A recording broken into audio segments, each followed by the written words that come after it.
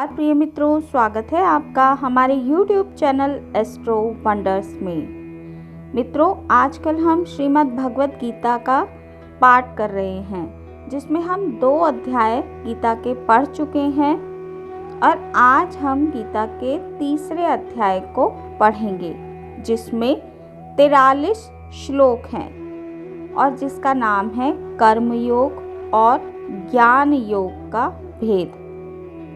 तो मित्रों, आज की इस वीडियो को शुरू करने से पहले यदि आप उन दोनों अध्यायों को भी सुनना चाहते हैं, अध्याय 1 और 2 को, तो मैं आपको बता दूं कि उनका लिंक मैं अपने डिस्क्रिप्शन बॉक्स में दे दूंगी, तो आप भी उनको सुनकर लाभान्वित हो सकते हैं। तो चलिए देर ना करते हुए शुरू करते हैं गीता के तीसरे अध्याय को। इस अध्याय का नाम कर्म योग और ज्ञान योग का भेद है।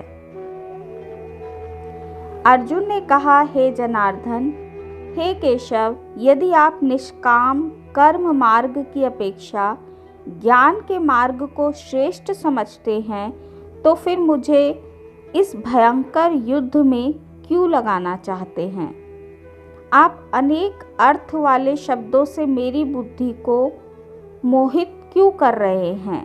अतः इनमें से मेरे लिए जो एकमात्र श्रेयस्कर हो, उसे कृपा करके निश्चय पूर्वक मुझे बताएं, जिससे मैं उस श्रेयस्कर वस्तु को प्राप्त कर सकूं। श्री भगवान ने कहा कि हे निष्पाप अर्जुन, इस संसार में आत्म साक्षात्कार की 2 प्रकार की विधियां पहले भी मैं आपको कह चुका हूँ। ज्ञानियों के लिए ज्ञान मार्ग, जिसको सांख्य योग भी कहते हैं, और योगियों के लिए निष्काम कर्म मार्ग, जिसको भक्ति योग भी कहते हैं, बताया गया है। मनुष्य ना तो बिना कर्म किए कर्म बंधनों से मुक्त हो सकता है और ना ही कर्मों के त्याग यानी संन्यास ग्रहण करने से सफलता या सिद्धि प्राप्त कर सकता है। कोई भी मनुष्य किसी भी समय में क्षण मात्र भी कर्म किए बिना नहीं रह सकता, क्योंकि प्रत्येक मनुष्य प्रकृति से उत्पन्न गुणों द्वारा विवश होकर कर्म करता है। जो मनुष्य कर्म इंद्रियों को वश में तो करता है, किंतु मन से इंद्रियों के विषयों का चिंतन करता है, ऐसा मूर्ख जीव मिथ्याचारी कहलाता है। हे अर्जुन, जो मनुष्य मन के द्वारा इंद्रियों को वश में करने का प्रयत्न करता है और बिना किसी आसक्ति के निष्काम कर्म करता है, वही सब मनुष्यों में अति उत्तम मनुष्य है। हे अर्जुन, तू अपना नियत कर्तव्य कर्म कर, क्योंकि कर्म ना करने की अपेक्षा कर्म करना श्रेष्ठ है। कर्म ना करने से तो तेरी यह जीवन यात्रा भी सफल नहीं हो सकती है। यज्ञ की प्रक्रिया ही कर्म है। इस यज्ञ की प्रक्रिया के अतिरिक्त जो भी किया जाता है, उससे जन्म मृत्यु रूपी बंधन उत्पन्न होता है। अतः हे कुंती पुत्र, उस यज्ञ की पूर्ति के लिए संग दोष से मुक्त रहकर भली भांति कर्म का आचरण कर।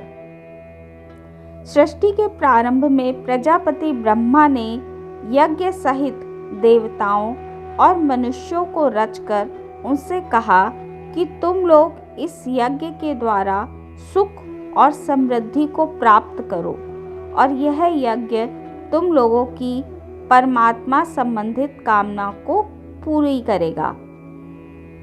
इस यज्ञ के द्वारा देवताओं की उन्नति करो और वे देवता तुम लोगों की उन्नति करेंगे। इस तरह एक दूसरे की उन्नति करते हुए तुम लोग परम कल्याण यानी परमात्मा को प्राप्त हो जाओगे। यज्ञ द्वारा उन्नति को प्राप्त देवता तुम लोगों की सभी आवश्यकताओं की पूर्ति करेंगे, किंतु जो मनुष्य देवताओं के द्वारा दिए हुए सुख भोगों को उनको दिए बिना ही स्वयं भोगता है, उसे निश्चित रूप से चोर समझना चाहिए।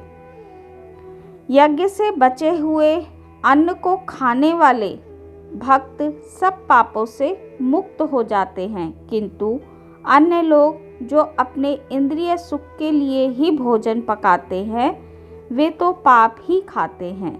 सभी प्राणी अन्न से उत्पन्न होते हैं। अन्न की उत्पत्ति वर्षा से होती है। वर्षा की उत्पत्ति यज्ञ संपन्न करने से होती है और यज्ञ की उत्पत्ति वेद के आज्ञा अनुसार कर्म करने से होती है। नियत कर्मों का विधान वेद में निहित है और वेद को शब्द रूप से अविनाशी परमात्मा से साक्षात उत्पन्न समझना चाहिए। इसीलिए सर्वव्यापी परमात्मा ब्रह्म रूप में यज्ञ में सदा स्थित रहते हैं। हे प्रथापुत्र, जो मनुष्य जीवन में इस प्रकार वेदों के द्वारा स्थापित यज्ञ चक्र यानी नियत कर्म का अनुसरण नहीं करता है, वह निश्चय ही पापमय जीवन व्यतीत करता है। ऐसा मनुष्य इंद्रियों की संतुष्टि के लिए व्यर्थ ही जीता है। परंतु जो मनुष्य आत्मा में ही आनंद प्राप्त कर लेता है तथा वह अपनी आत्मा में ही पूर्ण संतुष्ट रहता है, उसके लिए कोई नियत कर्म या कर्तव्य शेष नहीं रहता है। उस महापुरुष के लिए संसार में ना तो कर्तव्य कर्म करने की आवश्यकता रह जाती है, ना ही कर्म को ना करने की कोई कारण, तथा उसे समस्त प्राणियों में से किसी पर निर्भर रहने की आवश्यकता नहीं होती है।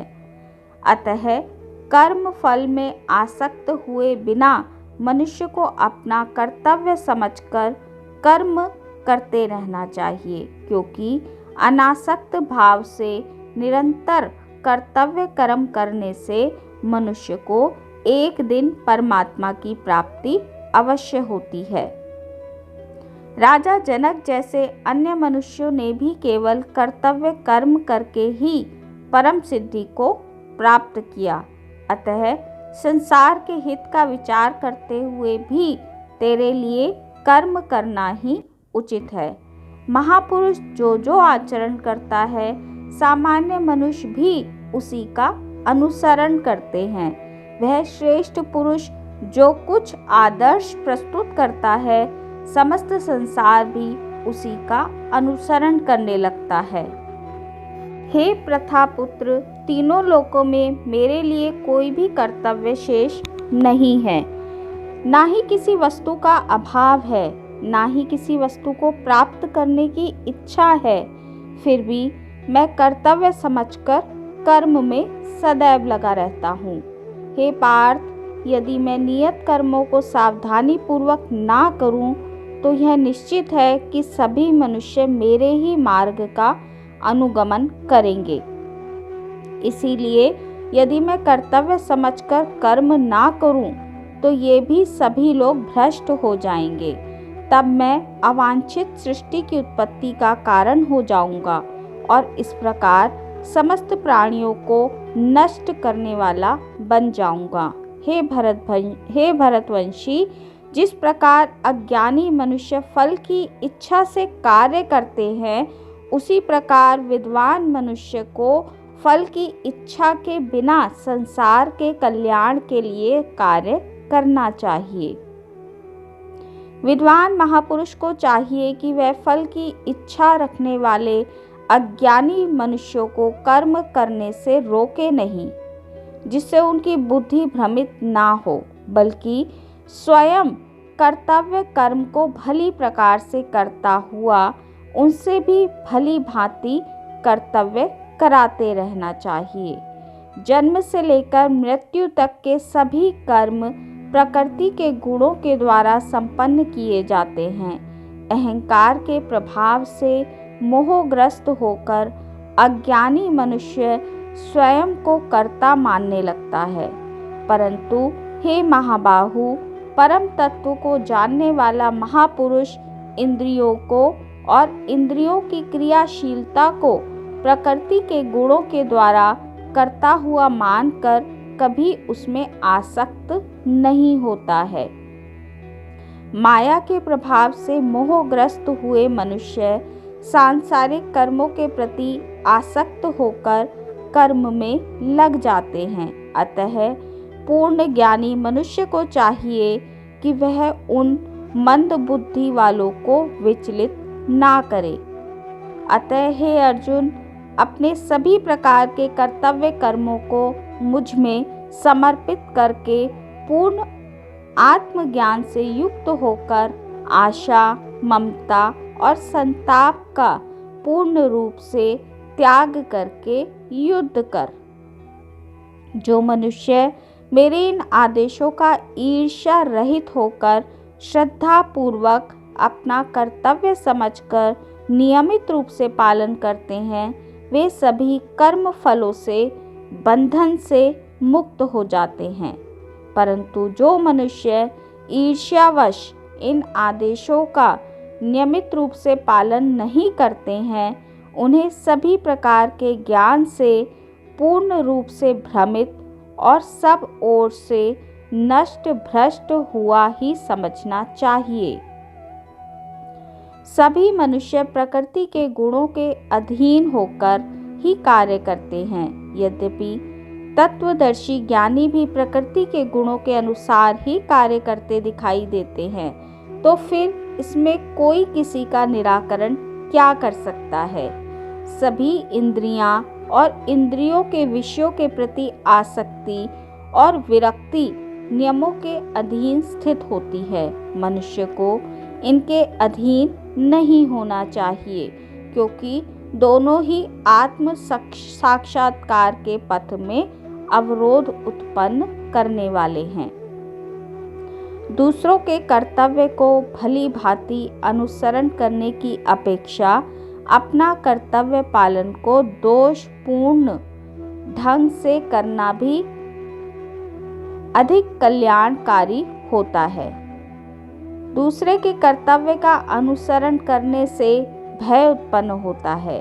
अपने कर्तव्य का पालन करते हुए मरना भी श्रेयस्कर होता है। अर्जुन ने कहा,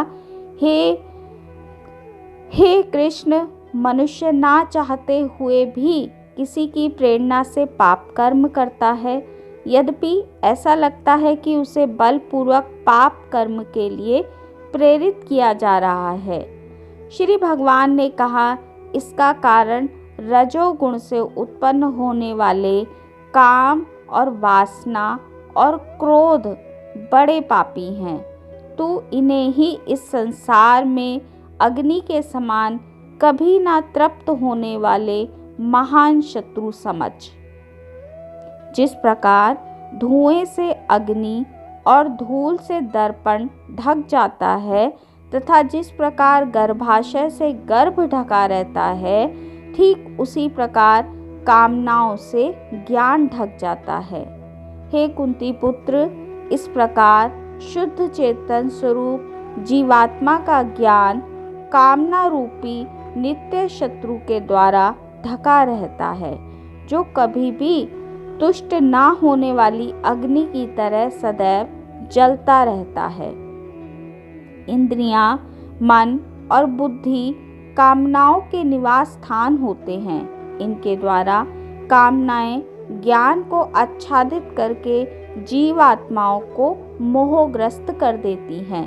अतः हे भरतवंशियों में श्रेष्ठ, तू प्रारंभ में ही इंद्रियों को वश में करके और आत्मज्ञान और आत्म साक्षात्कार में बाधा उत्पन्न करने वाली इन महान पापी कामनाओं का बलपूर्वक क्षय कर। हे अर्जुन, इस जड़ पदार्थ शरीर की अपेक्षा इंद्रियां श्रेष्ठ हैं। इंद्रियों की अपेक्षा मन श्रेष्ठ है, मन की अपेक्षा बुद्धि श्रेष्ठ है, और जो बुद्धि से भी श्रेष्ठ है तो वही सर्वश्रेष्ठ शुद्ध स्वरूप आत्मा है। इस प्रकार हे महाबाहु अर्जुन, स्वयं को मन और बुद्धि से श्रेष्ठ आत्मा रूप समझकर बुद्धि के द्वारा मन को स्थिर कर तू कामनाओं रूपी दुर्जय शत्रुओं का वध कर। तो मित्रों, ये था श्रीमद् भागवत गीता का 3रा अध्याय, जिसमें श्री कृष्ण ने अर्जुन को कर्म की श्रेष्ठता का वर्णन किया है कि हमें निष्काम होकर अपने काम को करना चाहिए, बिना किसी फल की चिंता हुए, और अपनी इंद्रियों को सदैव अपने वश में रखना चाहिए। तो मित्रों, आज की इस वीडियो में इतना ही। वीडियो अगर आपको अच्छी लगी हो तो वीडियो को लाइक कीजिए, शेयर कीजिए तथा चैनल को सब्सक्राइब कीजिए। तो मिलती हूँ आपसे अपनी अगली वीडियो में अगली गीता की अगले पाठ के साथ। तब तक के लिए नमस्कार।